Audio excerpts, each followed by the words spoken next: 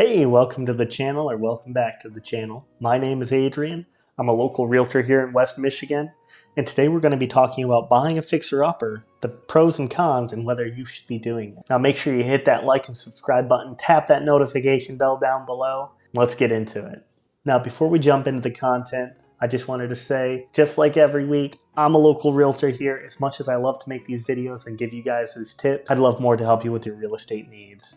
Here on the screen, my contact information is popping up. I'm the one answering those phone calls, text messages, and emails. I'd love to help you out. I'll respond to you whenever. Just get a hold of me. All right, let's get into it. All right, well, purchasing a home is a major milestone for anyone, and it's important to carefully consider all of your options before making a decision. One of those options is to consider purchasing a fixer-upper. While it may require some extra work and investment, the potential reward is great. Before purchasing a fixer-upper, it's important to do your research, thoroughly assess the property. This includes having a professional inspection to identify any major issues that need to be addressed. It's also a good idea to create a budget and plan for the renovations you'll need to make. This can help make sure you don't overspend and that you have a clear idea of what needs to be done. On that note, one thing that you can definitely do is when you schedule that showing with your realtor, you can also schedule a time for whatever handyman, contractor, plumber, anybody you plan on paying for work. You can have them meet you at the property,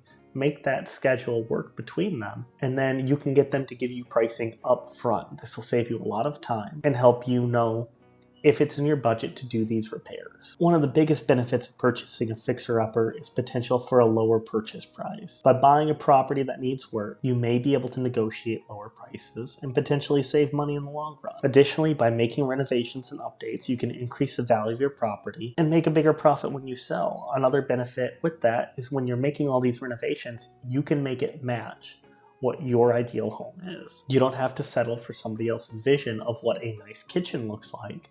You can just decide this is what I want my kitchen to be. While purchasing a fixer-upper can be a rewarding experience, it's important to be realistic about the time and money it'll take to make the necessary renovations. With careful planning and due diligence, purchasing a fixer-upper can be a great investment to either your future or your portfolio. Now, I work a lot with real estate investors and first-time home buyers. If buying a fixer-upper is something that you want to look into, my contact info is here on the screen again, and I'd love to help you out. Great to see you guys again. I'll see you next week.